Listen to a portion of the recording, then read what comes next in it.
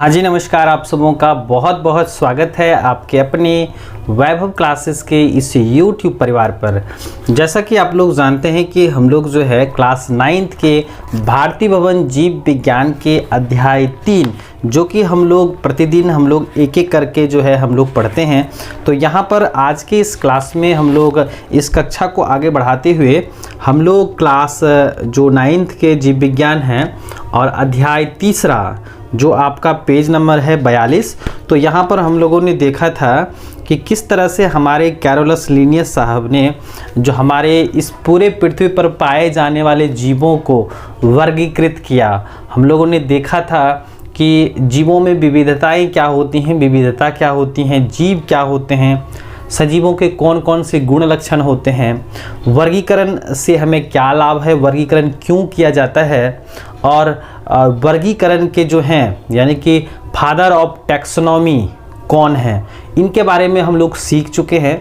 तो आज के इस क्लास में हम लोग समझेंगे कि वर्गीकरण जो हुआ है ना, यानी कि पृथ्वी पर पाए जाने वाले जीवों को किस तरह से हम लोग वर्गीकृत करके हम लोग उनका अध्ययन करते हैं।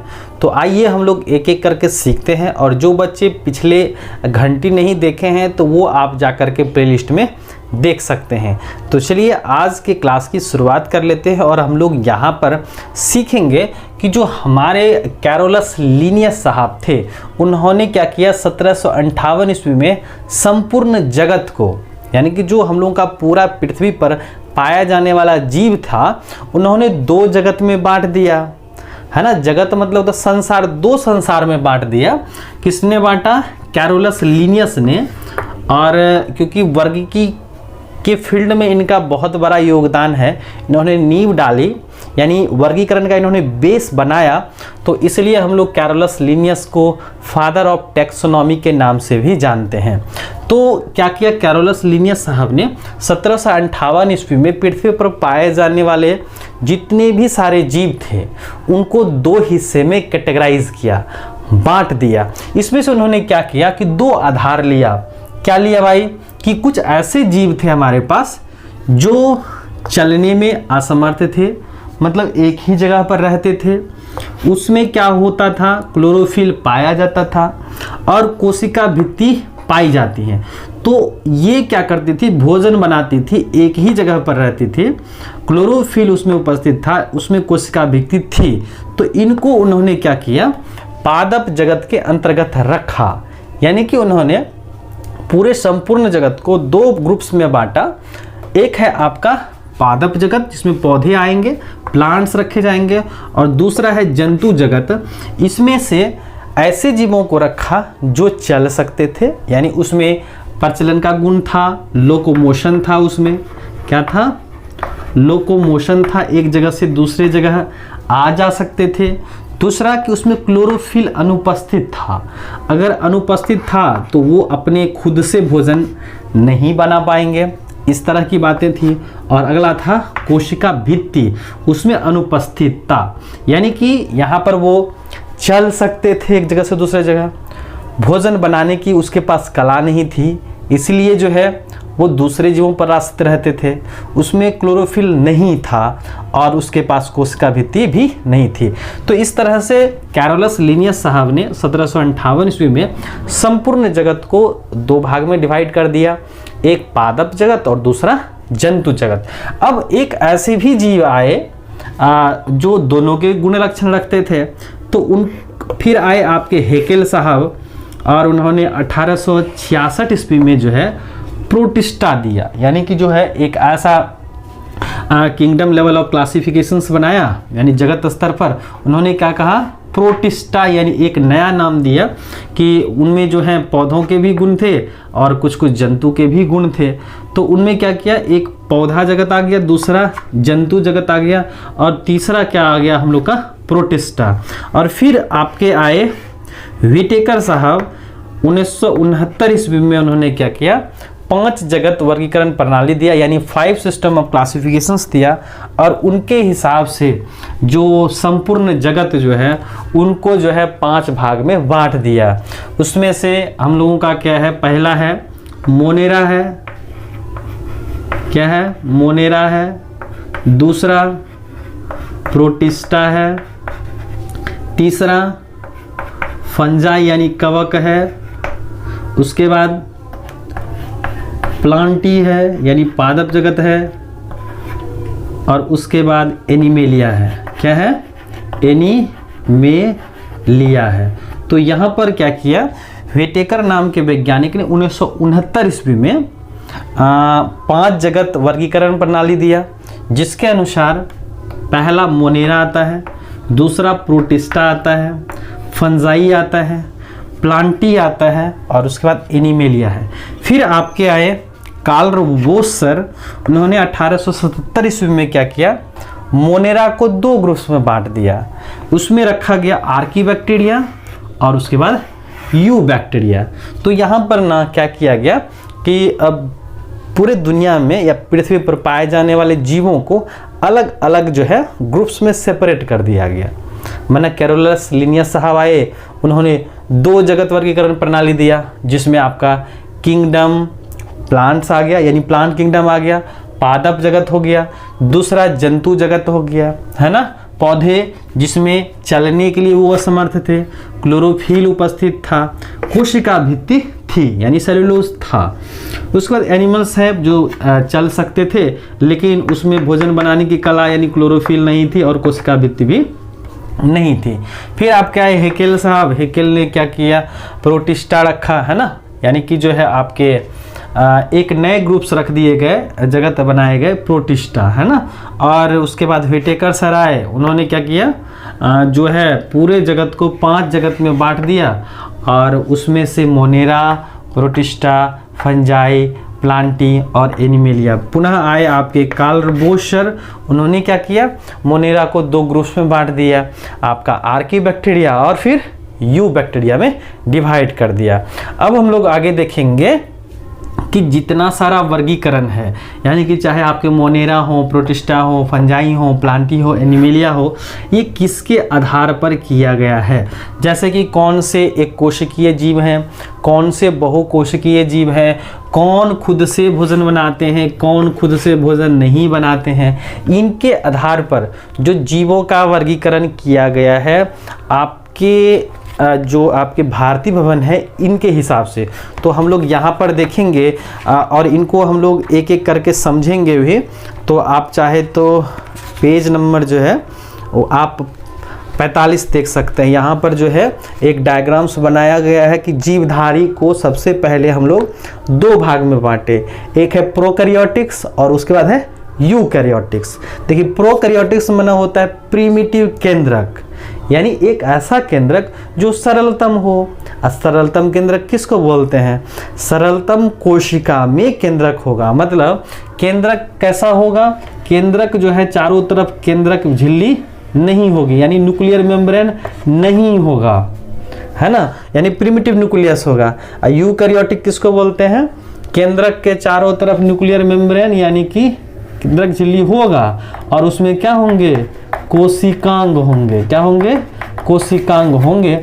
तो इन्होंने क्या किया, जीवधारी को 2 ग्रुप्स में बांट दिया, प्रोकैरियोटिक्स और यूकैरियोटिक्स में। फिर यूकैरियोटिक्स को मोनेरा में और फिर बहुकोशिकीय को 2 भाग में बांट दिया। एक में कोशिका भित्ति होगा और एक में कोशिका भित्ति नहीं होगा। और मोनेरा में आपके एक कोशिकीय जीव आ गए, मोनेरा फिर प्रोटिस्टा हो गया, है ना, इस तरह से।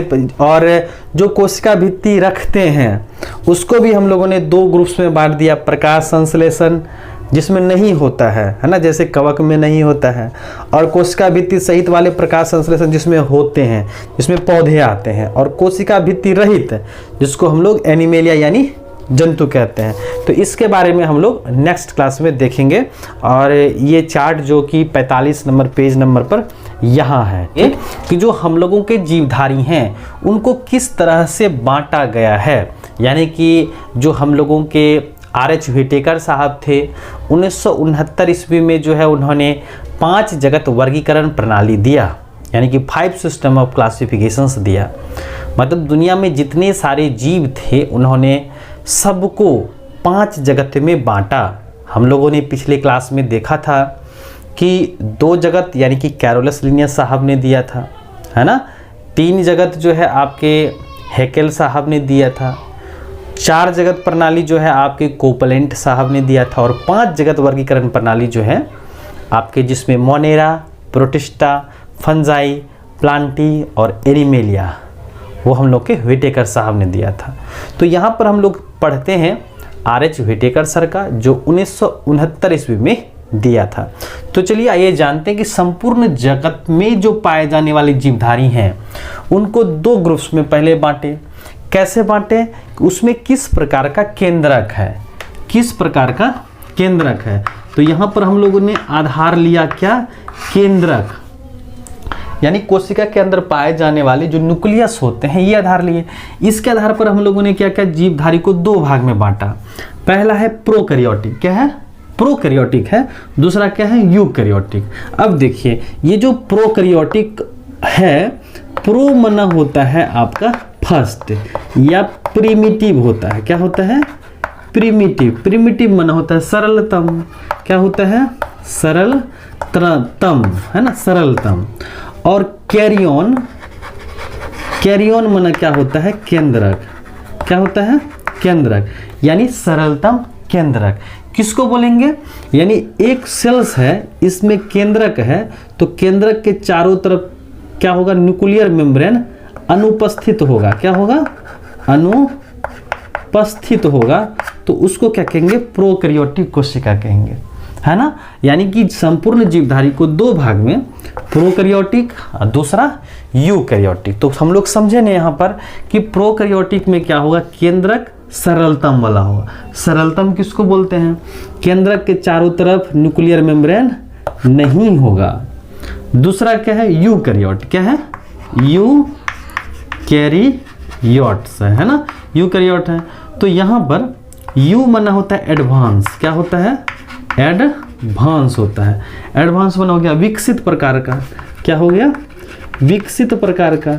तो विकसित प्रकार का केंद्रक किसको बोलेंगे, या कोशिका किसको बोलेंगे। देखिए मान लीजिए ये क्या है, कोशिका है, इसमें क्या है, केंद्रक है, और केंद्रक के चारों तरफ केंद्रक झिल्ली है, यहाँ पर पाई जाती है, पाई जाती है। और इसमें क्या पाए जाते हैं, कोशिकांग पाए जाते हैं।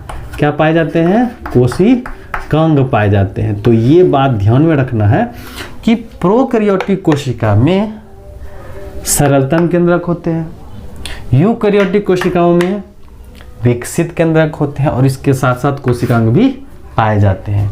तो यहाँ पर जीवधारी को 2 भाग में बांट दिए, प्रोकैरियोटिक और यूकैरियोटिक। ठीक है, अब देखिए यूकैरियोटिक जो एडवांस थे उनको हम लोगों ने 2 हिस्से में बांट दिया। एक थे हमारे एक कोशिकीय थे, कैसे थे, एक कोशिकीय थे, और दूसरे क्या है, बहुकोशिकीय।